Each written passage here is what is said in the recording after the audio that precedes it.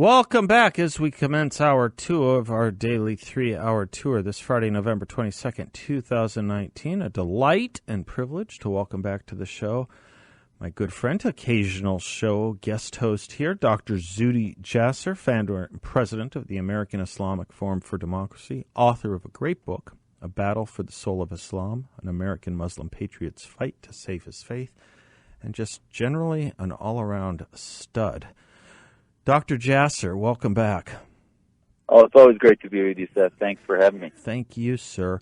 I was alerted to this because I get your press releases. This is kind of interesting to me. You put this out the other day, I guess a day or two ago. Something called the Arizona Muslim Alliance is bringing to Arizona a radical Islamist named Siraj Wahhaj. Tell us why this is important. Tell us about the Arizona Muslim Alliance. Tell us about Siraj Wahhaj. Well, actually, we had never heard of the Arizona Muslim Alliance until a few weeks ago. And, as you know, our organization confronts not only terrorism, but actually the ideas upstream of that being anti-Americanism, anti-Semitism, all the issues that we confront. So Imam Wahhaj has been on our radar for some time. I mean, even in my book that you mentioned, I've got 3 pages that I talk about his sermon in 1995 when I was in naval uniform. He holds up the Quran and says it is our role as Muslims to change the Constitution and secular hedonistic cultures like America and make it into an Islamic state. And I was just horrified. And in my book, I talk about what I did, how I spoke out at the conference and told the Muslims there that this is sedition and this is not only is it un-Islamic, but it's anti-American and not what immigrants should do. But having said that, now this Arizona Muslim Alliance pops up. I see he's coming to the Valley. He's been to the Valley before, raising money for the Islamist group Council on American Islamic Relations and speaking with Linda Sarsour and others that are far left, part of that red-green alliance you and I have talked about. Yeah. But now this is much more concerning because this alliance formed apparently last year of all the leadership of the major mosques, the Tempe Mosque, our Scottsdale Mosque, the Arizona Cultural Academy, which is a major school. Today, that he gave a sermon to the major Islamic school in Phoenix to kids. And what did his son do last year? His son, Siraj Wahhaj Jr., was responsible for a radical terror cell that the FBI shut down before they blew up schools and hospitals in New Mexico. Oh, that was the New Mexico ring. I remember that. Yeah, that was his son. Okay. That was Siraj Wahhaj Jr. Great. And the best guy that this alliance can get to open up their discussion of unity as Muslim leaders is this radical imam who has a treasure trove of radical speeches and sermons that are just beyond homophobic, that are anti-feminist, that talk about America as the satanic culture. I mean, we have it all on our website. People should look at aifdemocracy.org and see what, and the reason I wanted to bring attention to this is all the churches and synagogues doing interfaith work with the leadership of these mosques. They tell them one thing at the days on Thanksgiving as they talk about interfaith cooperation, and then they invite radicals like this to teach our youth that we don't belong here and teach them a narrative that runs against the Constitution and the legal system of this country. I did a little research myself in advance of this chat interview with you, Dr. Jasser.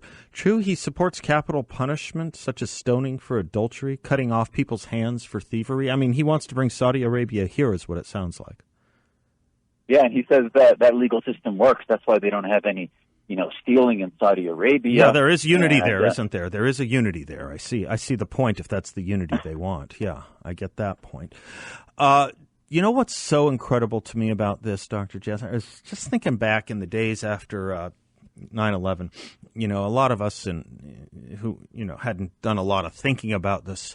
We took crash courses on, the faith of Islam and, the Middle East. We did what we Americans are pretty good at when we have to be. Quick studies, quick learning.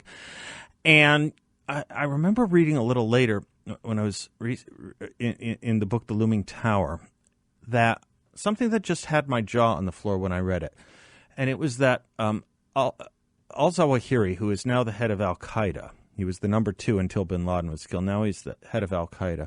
He actually traveled throughout America twice in the 80s and 90s fundraising. And it seemed to me if there was one thing we were going to stop in this country, is the free travel, fundraising, and fomentation of this kind of talk. And we just haven't. I mean, here's an example of it. I mean, okay, he's an American citizen, but so too have been untold numbers who have tried to join ISIS and who have tried to join Al-Qaeda and have. That he's an American citizen should be of no moment. This man should not be free to preach, as far as I'm concerned. You know, listen, I actually think he should be exposed. Yeah. You know, as long as he's not preaching terrorism, I want it exposed. Imagine, Seth, if a white supremacist was saying the type of antithetical, anti-American, racist bigotry that this guy says, and imagine that they were saying that at a church locally or at a Christian school, K-12 school, the media would be all over it. Yep. And yet this guy goes from state to state, raising money in Texas, raising money in Chicago, and talking about, even when he was interviewed about his son's radicalism, he said, he was just sort of weirded out, and then he started talking about the laws against Muslims, blaming the media and other things, and never even being contrite about the separatism of how his apple didn't fall far from his tree. He was like the alcoholic father whose kid is drugged out on heroin and cocaine, trying to say that, he had nothing to do with why his kid just was trying to kill 12 people because he was drugged out on cocaine, ignoring the fact that the home probably was teaching a radical anti-American separatism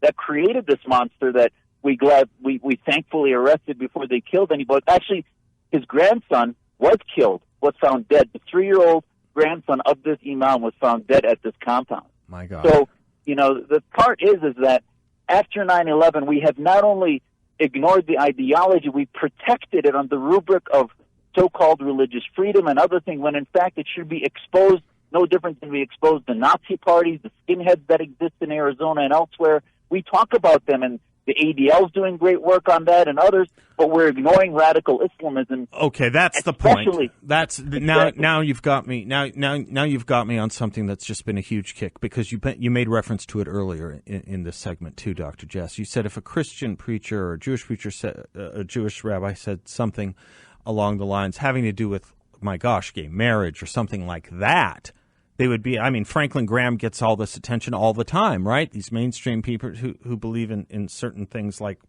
just, marriage being between a man and a woman, or not children having the idea, not giving children the power to change their sex. They get exposed for these things. They get reported on. Why do we give a pass to this? Why if it's an Islamic preacher and a preacher of hate and sedition, as you say, why do they get a pass? There seems to be this double standard that is actually, if you think about it, kind of holding Muslims to a lower standard than everyone else, if you will. And it's a guttural standard. Yeah. This guy preached things like, I don't believe any of Muslims are homosexual. He said they are a disease of society. He said feminists are all lesbians. This is stuff he has said from the pulpit. Yeah. And the left is working with the leaders of these mosques locally as supposedly their friends, and they're ignoring it because they don't have any standards they apply internally. There's a reason this council of imams in town have no women representation on it. It's not a coincidence that they treat women as third-class citizens within their mosques, and the rest of us that speak out. I'm told from sermons in my own mosque in Scottsdale that somehow I'm anti-Muslim, when in fact this is about loving my faith and community and wanting to have them modernized through tough love and be held to the same standards as the rest of the American community, the rest of Scottsdale, and the rest of Tempe. But unfortunately, they're not. They're sort of dismissed as tools of an identity politic where they get used by Bernie Sanders, who has Linda Sarsour. By the way, Linda Sarsour, as she was stumping for Bernie Sanders 2 days ago, has said this imam was her idol. He helped teach her about Islam, Siraj Wahhaj Sr. And supposedly she's a feminist, right? Yeah, exactly. Right. Exactly. Right. But he would not allow women. The glass ceiling is really a glass floor. That's where they belong. The women belong to him, to these kinds of imams. Well, I have to hit a break. Do you want to stay another segment, or do you got to get running? I got to get running. All right, but the point is this. Really the point is this. These interfaith dialogues, that if the Jewish and Christian organizations are going to engage in interfaith dialogues with organizations like this, the Arizona, what is it called? The Arizona Muslim Alliance? Just stop. Arizona Muslim Alliance. Don't. That's not the kind of cohesion we need, right? Exactly. Hold them to the better standard. listen to the sermons happening this weekend in Scottsdale and elsewhere to know what they're actually teaching inside the mosque. I love you, Dr. Jasser. Folks, you can help his organization out and learn more about it by going to aifdemocracy.org. Dr. Zuhdi Jasser, we'll talk soon, Doc. Thanks. God bless. Be well. Appreciate it.